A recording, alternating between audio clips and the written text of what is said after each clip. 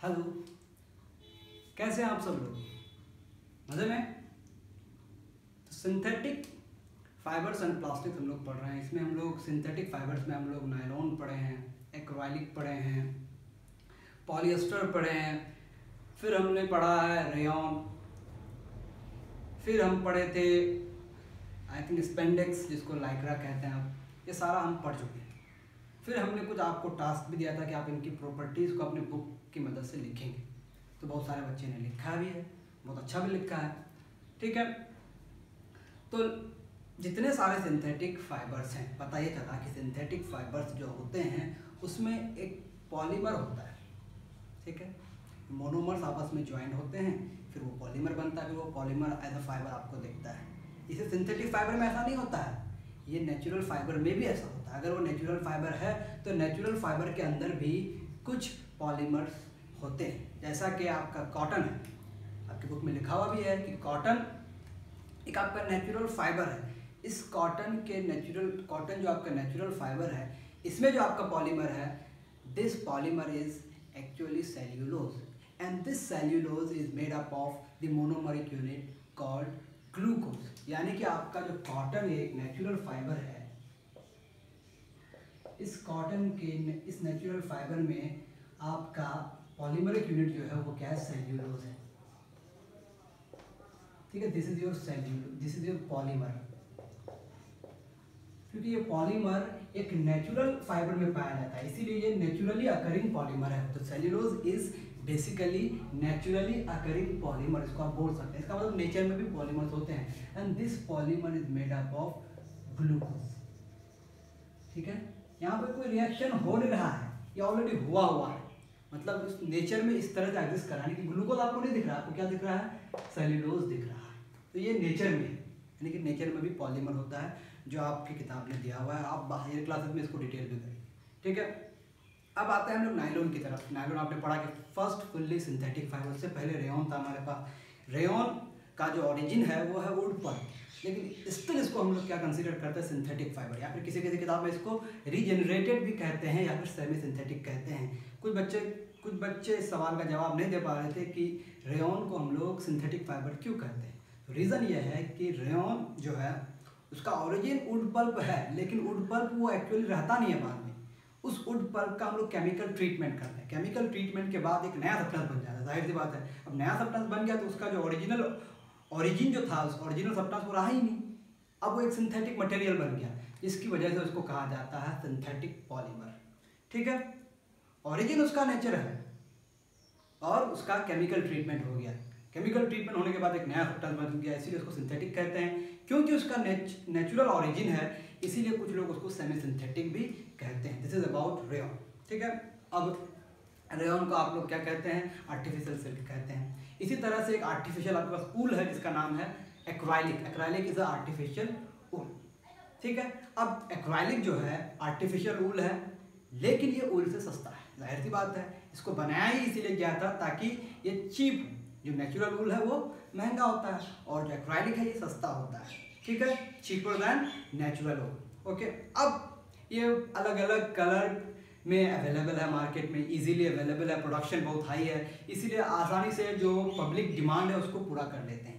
इसी तरह से पॉलिएस्टर बहुत ही ज़्यादा यूज़ होने वाला फैब्रिक।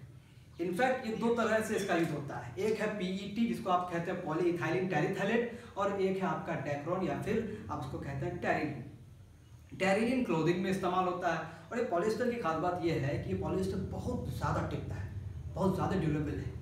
इस पर झुर्रियाँ नहीं पड़ती। झुर्रियाँ मतलब रिंकल फ्री। आप इसको पहन के सो जाइए, सुबह उठेंगे वो फ्रेश दिखेगा, मतलब उसमें झुर्रियाँ नहीं पड़ेगी। एक कॉटन का आप कपड़ा पहन के सो जाते हैं, एक कमीज पहन के सो जाते हैं, सुबह उठेंगे वो कमीज और पहन के आप बाहर नहीं जा सकते हैं। बट अगर आप पॉलिएस्टर का पहन रहे हैं तो उसमें रिंकल्स आएंगे ही नहीं। ठीक है, वो जो मॉथ का कोई अटैक नहीं होगा उस पर, यानी कि उसका लास्टिंग बहुत ज़्यादा इलास्टिक होगा, बहुत ज़्यादा।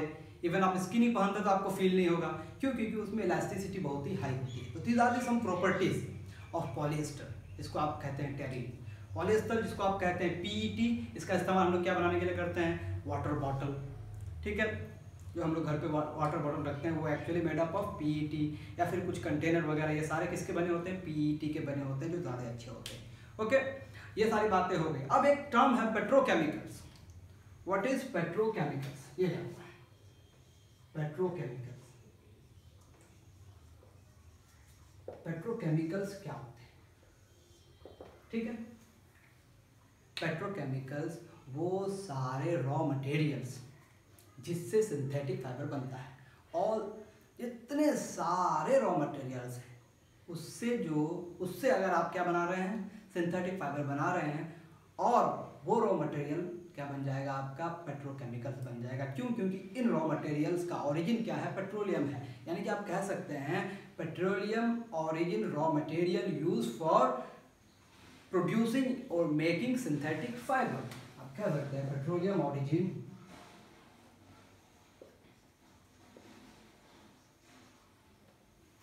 पेट्रोलियम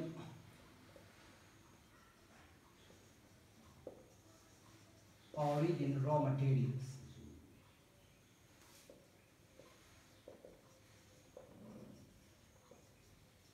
used for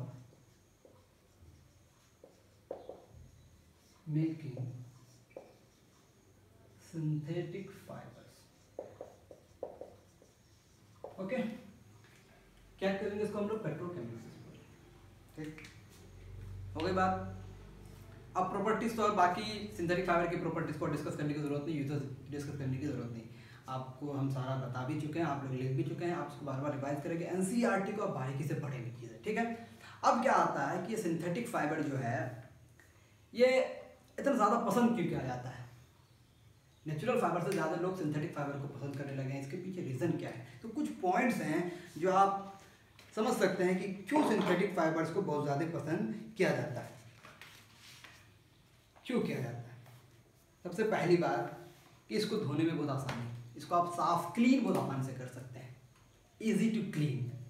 ठीक है, नेचुरल फाइबर को आप क्लीन करेंगे, बार बार क्लीन करेंगे तो वो धीरे धीरे उसकी ड्यूरेबिलिटी खत्म हो जाती है। यानी कि natural fibres are basically less durable, but in comparison with natural fibre जो आर्टिफिशियल या सिंथेटिक फाइबर्स होते हैं, दे आर मोर ड्यूरेबल। इसकी ड्यूरेबिलिटी बहुत हाई होती है, लास्ट बहुत दिनों तक करता है। इनफैक्ट कुछ कुछ ऐसे सिंथेटिक फाइबर्स होते हैं जो ख़त्म ही नहीं होता। तो सबसे पहली बात जो है, ये ड्यूरेबिलिटी इसकी बहुत ही हाई है। ठीक है, अगर आप बोलेंगे कि सिंथेटिक फाइबर्स को इतना पसंद क्यों किया जा रहा है ना, यानी कि इसमें कुछ कैरेक्टरिस्टिक्स हैं, तो कुछ कैरेक्टरिस्टिक्स हम लोग डिस्कस कर लेते हैं। What are the special characteristics of synthetic fibre. तो आज का हमारा टॉपिक होगा characteristics of synthetic fibre. Okay, you can copy this, characteristics of synthetic fibre. Topic लिखिए आप लोग,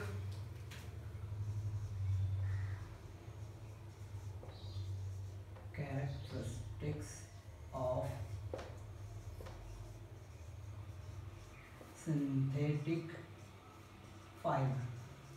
ओके, क्या क्या कैरेक्टरिस्टिक्स है? नंबर 1, सबसे पहली बात कि easy to clean, easy to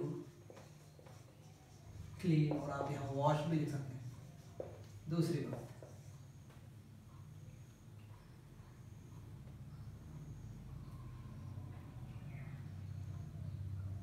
durable. तीसरी बात, एब्जॉर्ब्स वेरी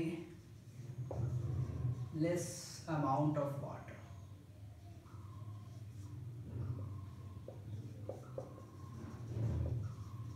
बहुत ही कम पानी को एब्जॉर्ब करता है। और क्या क्या प्रॉपर्टीज आप लिख सकते हैं?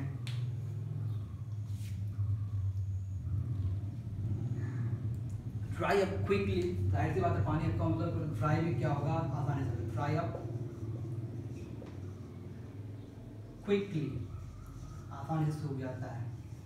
खास बात ये है, जितने सारे सिंथेटिक फाइबर्स होते हैं ये सब पसंद किया जाने का सबसे बड़ा रीज़न है economical reason. What is the economical reason?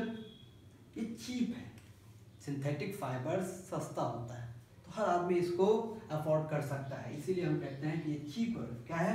You can say it cheaper, less expensive और चीपर, लेस एक्सपेंसिव और चीपर। और क्या कह सकते हैं हम लोग? Easy to wash, clean, wash. यहाँ आप मेंटेन भी लिख सकते हैं कि मेंटेन करना बहुत आसान है। जैसा कि अभी हम कह रहे थे कि अगर आप नायलॉन या फिर नायलॉन छोड़ देते हैं, आप पॉलिएस्टर की बात करें, पॉलिएस्टर को पहन के आप सो गए, कोई फर्क नहीं पड़ता, खेल रहे हैं, दौड़ रहे हैं, कोई फर्क उसको पड़ता नहीं, पड़ना ही नहीं है, उसको मजबूत होता है, मेंटेन करना बहुत आसान होता है, उसको बार बार आयरन करने की जरूरत नहीं पड़ेगी। आप कॉटन पहनते हैं, लिनन पहनते हैं, you need to iron on the regular basis. अगर आप उसको धोएंगे तो उसको आयरन करना पड़ेगा, ठीक है, तो उसका एक मेंटेनेंस अलग है। लेकिन सिंथेटिक आप पहनते हैं, सिंथेटिक का इतना मेंटेनेंस नहीं है, तो मेंटेन करना बहुत आसान है, धोना बहुत आसान है, साफ करना बहुत ही आसान है, बहुत ही सस्ता होता है, आसानी से सूख जाता है, ठीक है, कम पानी एब्जॉर्ब करता है और अवेलेबल होता है डिफरेंट कलर्स में। सबसे बड़ी बात, available in variety of colours, ठीक है। These are some of the characteristics of synthetic fibre due to which they are popular, ठीक है। आप इसको लिख लीजिए।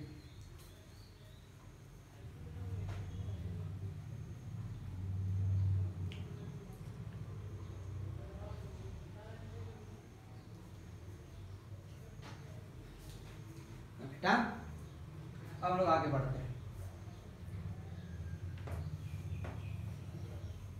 अब एक और सिंथेटिक फाइबर हमारे पास है जिसको आप लोग प्लास्टिक्स के नाम से जानते हैं। अब एक अलग कैटेगरी है सिंथेटिक फाइबर्स, ठीक है, वो भी एक सिंथेटिक फाइबर ही है, लेकिन उसकी एक अलग सी कैटेगरी है, उसको अलग से स्टडी की जाती है, क्योंकि लोग उसको प्लास्टिक्स के नाम से जानते हैं। पूरी दुनिया इसको किस नाम से पहचानती है? प्लास्टिक्स। आज हम लोग पढ़ेंगे नेक्स्ट प्लास्टिक्स, ठीक है। आप देखते हो कि अपने आसपास प्लास्टिक से घिरा हुआ, दुनिया ही प्लास्टिक से घिरी हुई है। आपके पास चेयर प्लास्टिक का है, आप कंघी करते हैं, वो कंघी आपका प्लास्टिक का है, आपका मोबाइल फोन का कवर प्लास्टिक का होगा।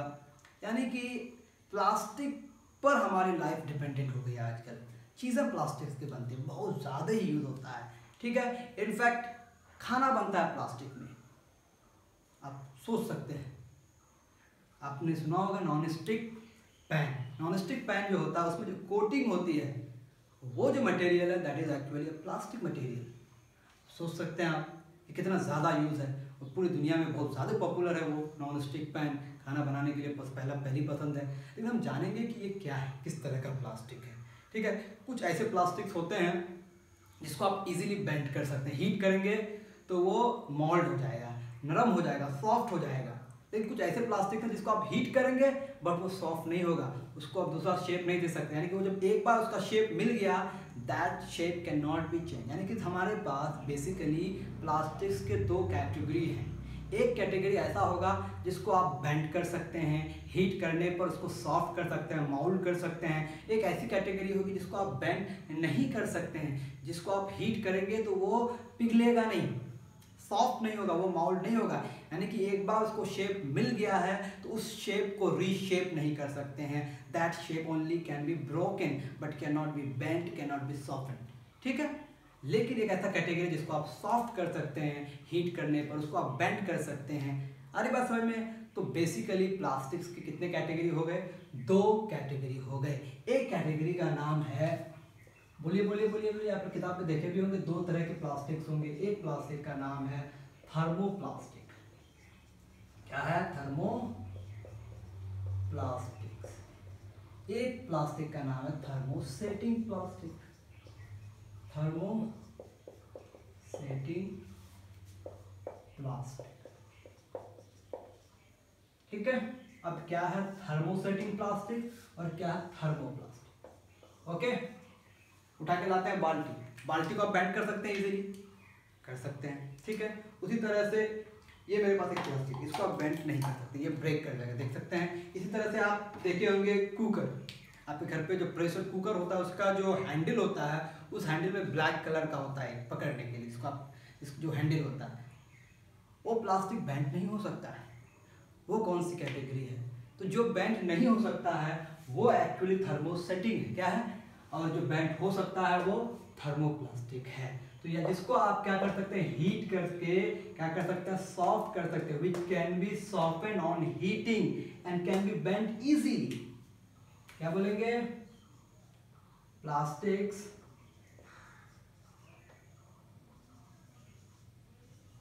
which can be bent easily and can be softened on heating। ठीक है, यानी कि इसको रीशेप किया, plastic which can be bent easily and softened on heating, जिसको आप सॉफ्ट कर सकते हैं हीट करने पर। ठीक है, दूसरी कैटेगरी आपके पास थर्मोसेटिंग प्लास्टिक, इसको आप क्या बोलेंगे, plastics which cannot be bent and if excessive force is applied it breaks। ठीक है, अगर आप उस पर एक्सेसिव फोर्स लगाएंगे ब्रेक कर जाएगा। And these plastics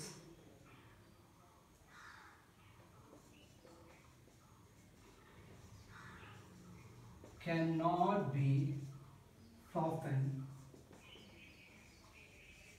on heating।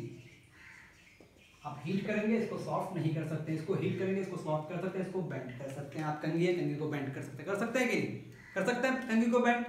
आप कुकर का हैंडल को बेंड नहीं कर सकते हैं। आपके पास इलेक्ट्रिक वायर की जो कवरिंग है, ये कौन सी प्लास्टिक है, सोचिए। इसको बेंड कर सकते हैं, ऑफ कोर्स बेंड कर सकते हैं। अगर बेंड नहीं कर सकते तो ये हम यहाँ वहां तक लेकर नहीं जा सकते थे।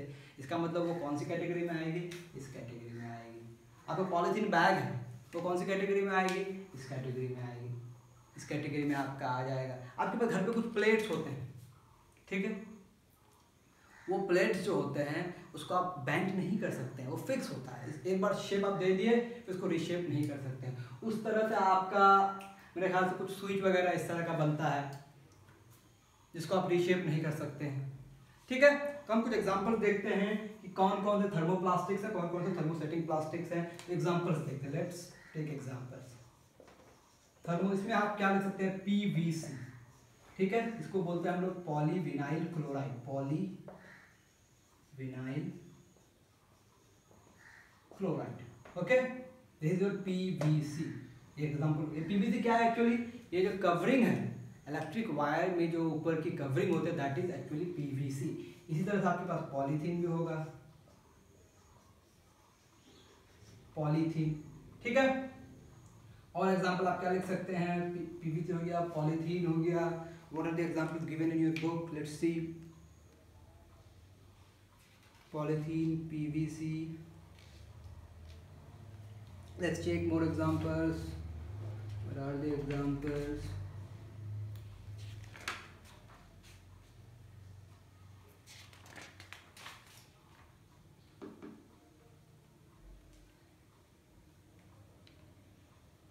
टेरिलीन है, पॉलीस्टाइरीन है।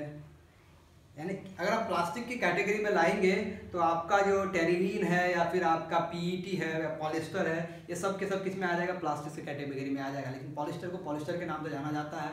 लेकिन आप उसको अगर प्लास्टिक की कैटेगरी में पढ़ना चाहें तो आप उसको रख सकते हैं, नायलॉन को रख सकते हैं, इसको रख सकते हैं, नायलॉन को भी आप इस कैटेगरी में रख सकते हैं, क्योंकि ये सब के सब प्लास्टिक्स क्या हैं, सिंथेटिक फाइबर ही हैं। और नायलॉन भी आपका एक सिंथेटिक फाइबर है। सिंथेटिक फाइबर को आप आसानी से बेंड कर सकते हैं। जैसे पॉलिस्टर जो है वो भी एक सिंथेटिक फाइबर है, उसको आप बेंड कर सकते हैं, उसका आप कंटेनर बना सकते हैं, उसका आप बॉटल बना सकते हैं, और बॉटल को आप बेंड कर सकते हैं, ऑफ कोर्स कर सकते हैं। आप चेक करके देखेंगे। These are the examples of thermoplastics, and thermoplastics can be bent easily and can be softened on heating। अब हमारे पास थर्मोसेटिंग प्लास्टिक्स के एग्जांपल देख लेते हैं हम लोग। थर्मोसेटिंग प्लास्टिक्स के एग्जांपल क्या क्या हैं, बेकेलाइट है, मेलामाइन है, क्या क्या है। इधर एग्जांपल अगर देखेंगे आप, इधर एग्जांपल आपका हो जाएगा बेकेलाइट, बेकेलाइट, मेलामाइन, और क्या एग्जांपल्स दिए हैं, ज़्यादा एग्जांपल्स नहीं है आपके बुक में, एनसीईआरटी में। ठीक है,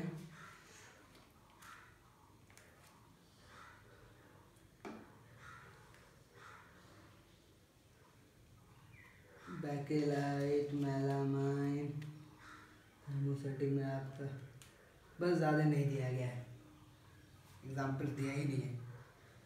हायर क्लास में आप पढ़ेंगे, इतना ही एग्जाम्पल से काम चलेगा। बैकेलाइट हो गया, मेलामाइन हो गया, इसमें और भी एग्जाम्पल आप लिख सकते हैं, टेफ्लॉन लिख सकते हैं, इधर पॉलीस्टाइरीन आ जाएगा आपका, आप अगर चाहेंगे तो लिख सकते हैं पॉलीस्टाइरीन, पॉलीप्रोपाइलीन लिख सकते हैं, पॉलीस्टाइरीन लिख सकते हैं। चलिए उसको हम लोग बाद में देखेंगे, आप इतना कॉपी कर लीजिए टाइप्स।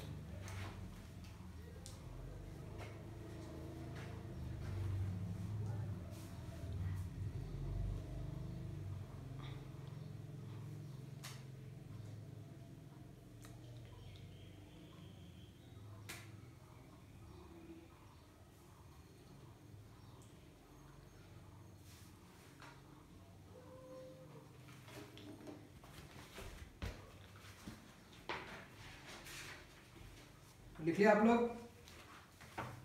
चलिए अब कुछ हम लोग कुछ प्लास्टिक्स की प्रॉपर्टीज तो देखते हैं बाद में। प्रॉपर्टीज से पहले हम लोग कुछ यूजेस देखते हैं स्पेशल प्लास्टिक्स का।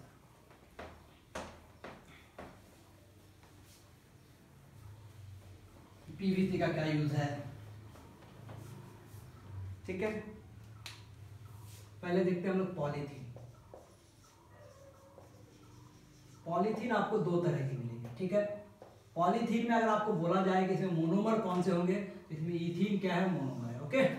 इसका मोनोमर क्या हो जाएगा, इथीन। अब ये पॉलीथीन दो तरह का बनता है। सॉरी, प्लास्टिक्स पढ़ने से पहले अभी हम लोग एक चीज और पढ़ लेते हैं कि प्लास्टिक्स के अंदर जो आपका पॉलीमर्स होते हैं, उन पॉलीमर्स का अरेंजमेंट दो तरह का होता है। एक्चुअली तीन तरह का होता है, लेकिन आपके उसमें दो तरह का दिया है। एक दिया है लीनियर अरेंजमेंट, ठीक है। एक होता है लीनियर अरेंजमेंट ऑफ प्लास्टिक, एक होता है क्रॉस अरेंजमेंट, ठीक है, यानी कि arrangement of polymer of plastics. अगर आप देखेंगे arrangement of polymers of plastics के पॉलीमर्स का अरेंजमेंट, ठीक है। एक अरेंजमेंट होता है लीनियर। अब इसमें ज़्यादा जानना ही नहीं है, हायर क्लास में ये बहुत ही डिटेल चीज़ें होंगी। और एक होता है क्रॉस। लीनियर में क्या होगा कि बस सिंपली इस तरह से जुड़ जाएगा, ठीक है। ये जो हम लोग दिखा रहे हैं मोनोमर्स है, ये पूरा पॉलीमर बन रहा है, तो this is the linear arrangement, okay. दूसरा है हमारे पास क्रॉस लिंक्ड। हालांकि एक और भी हाई क्लास में और भी चीजें निकल के आएगा, क्रॉस लिंक, ठीक है। क्रॉस लिंक अरेंजमेंट क्या है, क्रॉस लिंक अरेंजमेंट में आपका एक लीनियर अरेंजमेंट होगा, ठीक है। अब ये दूसरा पॉलीमर के साथ क्रॉस होगा, ठीक है। This is your cross link arrangement, okay. ये हो गया cross link. This is your cross link and this is your linear arrangement. So there are two types of the arrangement of polymers in plastics. Please copy this. ठीक है। अब polythene दो तरह का होता है। एक पॉलीथीन होता है HDPE,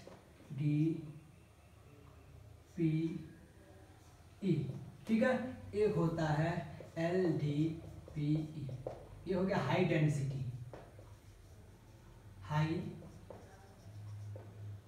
density polythene, high density polythene. और ये हो गया आपका लो डेंसिटी पॉलीथीन। यानी कि पॉलीथीन आप दो तरह के पढ़ेंगे, एक पढ़ेंगे हाई डेंसिटी पॉलीथीन, एक पढ़ेंगे लो डेंसिटी पॉलीथीन, ठीक है। अब यूजेस क्या है लो डेंसिटी और हाई डेंसिटी का, ओके। हाई डेंसिटी का यूज आप क्या क्या कर सकते हैं। लो डेंसिटी में आप बस आप कैरी बैग बना सकते हैं। जो पॉलीथीन आप देखते हैं वो कैरी बैग्स वगैरह जो होता है, ये लो डेंसिटी पॉलीथीन का है। लेकिन आपको स्ट्रॉन्ग हैवी चीज़ रखना है उस पर, है ना, कोरोसिव मटेरियल रखना है ना, फॉर एग्जांपल केमिकल्स वगैरह उसमें रखना है, तो आपको हाई डेंसिटी का पॉलीथीन चाहिए, ओके। तो यानी कि कोरोसिव मटेरियल्स रखने के लिए, हैवी चीज़ों को स्टोर करने के लिए आपको चाहिए हाई डेंसिटी पॉलीथीन। और आपको जहाँ पर ज़्यादा हैवी चीज़ें नहीं हो, हल्की हल्की चीज़ें लानी हो, आपको कैरी करनी हो, तो वहाँ पर आपको क्या चाहिए, लो डेंसिटी पॉलीथीन। तो polythene on the basis of uses दो तरह के पॉलीथीन बनाए गए हैं, एक को बनाया गया हाई डेंसिटी, एक को बनाया गया लो डेंसिटी। लो डेंसिटी में जो पॉलीमरिक यूनिट का अरेंजमेंट होता है वो लीनियर होता है, हाई डेंसिटी में उसको क्रॉस किया जाता है ताकि वो हैवी हो जाए। ओके, और हैवी होगा तो उसमें हैवी वेट को आप रखेंगे, हैवी चीज़ों को रखेंगे, कोरोसिव मटेरियल्स को रखेंगे। कोरोसिव मटेरियल्स को इसीलिए रखा जाता है क्योंकि प्लास्टिक जो है वो नॉन रिएक्टिव है, भले ही मटेरियल कोरोसिव है लेकिन प्लास्टिक पर उसका असर नहीं पड़ता है अगर टेम्परेचर मेंटेन रखा जाए। ओके, ये हो गई पॉलीथीन के बारे में, हाई डेंसिटी पॉलीथीन और लो डेंसिटी पॉलीथीन। ठीक है, हाई डेंसिटी पॉलीथीन का यूज हो गया हैवी चीजों के लिए, ये हो गया जो लाइट चीजों के लिए, लेकिन कैरी करने के लिए होता है, कंटेनर की तरह ही इसका इस्तेमाल किया जाता है। ओके, अब पीवीसी का इस्तेमाल क्या है, पीवीसी, आपसे पूछा जाए कि पीवीसी का यूज क्या है, पीवीसी अभी भी हम लोग फोटो देखे पॉलीविनाइल क्लोराइड, तो क्या बोलेंगे पीवीसी का यूज वायर को कवर करने के लिए आया था, कवर ऑफ वायर्स। उसके बाद सैनिटरी पाइप्स को फिट करने के लिए इसका इस्तेमाल किया जाता है। आप अपनी बुक में देख भी सकते हैं क्या क्या लिखा है पीवीसी का इस्तेमाल, manufacturing of toys, combs, various types of containers. PVC actually क्या है, PVC is a type of thermoplastic, इसीलिए उसका इस्तेमाल खिलौना बनाने के लिए, कंघी बनाने के लिए, कंघी कड़ा हो जाएगा कितनी दिक्कत होगी, तो कंघी को थोड़ा सॉफ्ट होना पड़ता है ताकि अब आपके सर के बाल के हिसाब से वो थोड़ा सा बेंट भी करे, इसलिए वो थर्मोप्लास्टिक का बना होता है, थर्मोसेटिंग का बना नहीं होता है। ठीक है, पीवीसी हो गया, पॉलीथीन हो गया। अब मेलामाइन का यूज क्या है, हम लोग देखते हैं थर्मोप्लास्टिक में मेलामाइन का यूज क्या है। अगर आप देखेंगे मेलामाइन का यूजेस, मेलामाइन पहले इसकी प्रॉपर्टी देखते हैं कि मेलामाइन है क्या। ठीक है, व्हाट इज मेलामाइन, तो मेलामाइन जो है एक वर्साटाइल मटेरियल है। ठीक है, ये फायर रेसिस्टेंट है, क्या है, इट कैन रेसिस्ट फायर, ये आग को रेसिस्ट कर सकता है। ठीक है, ये इसका मेल्टिंग पॉइंट बहुत हाई होता है। ठीक है, can tolerate heat, fire resistance और हीट को क्या कर सकता है, टॉलरेट कर सकता है, बर्दाश्त कर सकता है। इसीलिए इसका यूजेस अगर आप देखेंगे, इसका यूजेस क्या है, कहाँ कहाँ इसका यूजेस होता है, मेलामाइन का यूजेस अगर आप देखेंगे कहाँ कहाँ है, ये फ्लोर टाइल्स बनाने के लिए इस्तेमाल होता है, फ्लोर टाइल्स बनाने के लिए इसका इस्तेमाल होता है, और इसका इस्तेमाल आपका हो जाएगा किचन वेयर। ठीक है,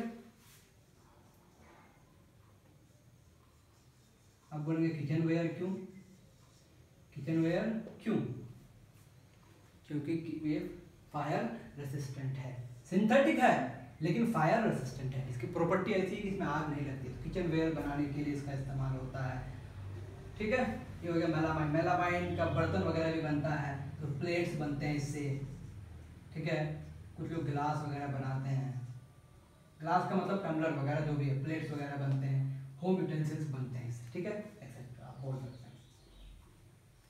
सिंथेटिक है लेकिन फायर रेसिस्टेंट है। हमेशा क्या कहा जाता है कि सिंथेटिक चीज़ों को पहन के आप किचन में मत जाइए, क्यों, व्हाट इज द रीजन, ऐसा बोला जाता है कि सिंथेटिक अगर कपड़ा पहने तो किचन में मत जाए, क्यों, क्योंकि सिंथेटिक फाइबर्स पे अगर आग लगती है, if it catches fire it sticks to the skin of your body, और आपके बॉडी के स्किन से अगर वो स्टिक कर जाएगा तो आपको ज़्यादा नुकसान पहुंचेगा as compare to the natural fibre. Natural fibre आपके बॉडी से चिपकता नहीं है आफ्टर बर्निंग, लेकिन सिंथेटिक फाइबर आफ्टर बर्निंग आपके बॉडी से स्टिक कर जाता है। That is why it's been suggested do not wear synthetic cloth while you are in kitchen. जब आप किचन में काम कर रहे हो तो आप सिंथेटिक फाइबर पहने हुए मत रहिए। मेक श्योर कीजिए कि आप ऐसी चीज़ पहने जो फायर रेसिस्टेंट हो या फिर वो नेचुरल हो। Okay, remember this. तो ये हो गया हमारा मेलामाइन के बारे में। मेलामाइन एक सिंथेटिक फाइबर होते हुए भी ये फायर रेसिस्टेंट है और हीट को टॉलरेट कर सकता है, इसलिए इसका इस्तेमाल हम लोग फ्लोर टाइल्स बनाने के लिए करते हैं, किचन वेयर के लिए करते हैं, है ना। ठीक है, अब एक और है जिसका नाम है मेलामाइन के अलावा एक और हमारे पास है बेकेलाइट। ठीक है, एक दूसरा हमारे पास है बेकेलाइट। बेकेलाइट बेकेलाइट, बेकेलाइट की प्रॉपर्टीज देखते हैं। Poor conductor of heat,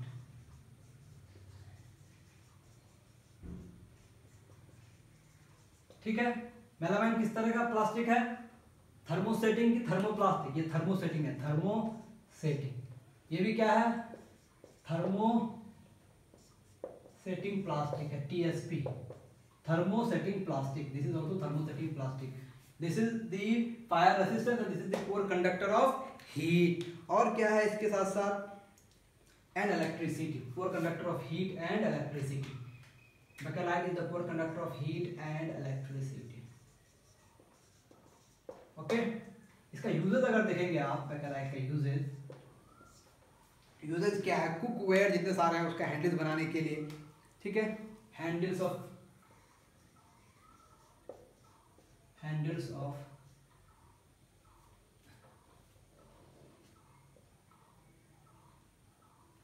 pressure cooker,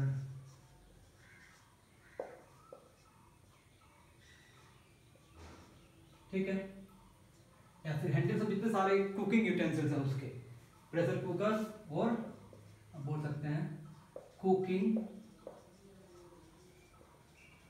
utensils, ठीक है। स्विच बनते हैं इसके, इलेक्ट्रिक स्विचेस, क्यों, क्योंकि ये इलेक्ट्रिसिटी का पुअर कंडक्टर है, इसलिए इसका हम लोग इस्तेमाल करते हैं इलेक्ट्रिक स्विच बनाने के लिए, इलेक्ट्रिक स्विचेस, ठीक है। और भी इस्तेमाल होंगे जो हमको पता नहीं। डन, चलिए आज हम लोग यही खत्म करते हैं, और भी कुछ प्लास्टिक्स जो स्पेशल है उसको हम लोग डिस्कस करेंगे इन द नेक्स्ट क्लास, और हम लोग जानेंगे कि प्लास्टिक्स के क्या क्या खास प्रॉपर्टीज हैं, और प्लास्टिक हमारे लिए कितना सही है, कितना गलत है, कहाँ तक हम लोग प्लास्टिक का इस्तेमाल कर सकते हैं, कहाँ जाके हमारा लिमिट है, और अगर करें भी तो किस तरह से करें कि हम लोग इको फ्रेंडली बने। इन बातों का डिस्कशन नेक्स्ट लेक्चर में होगा। आज ये हम लोग खत्म करते हैं। Thank you very much.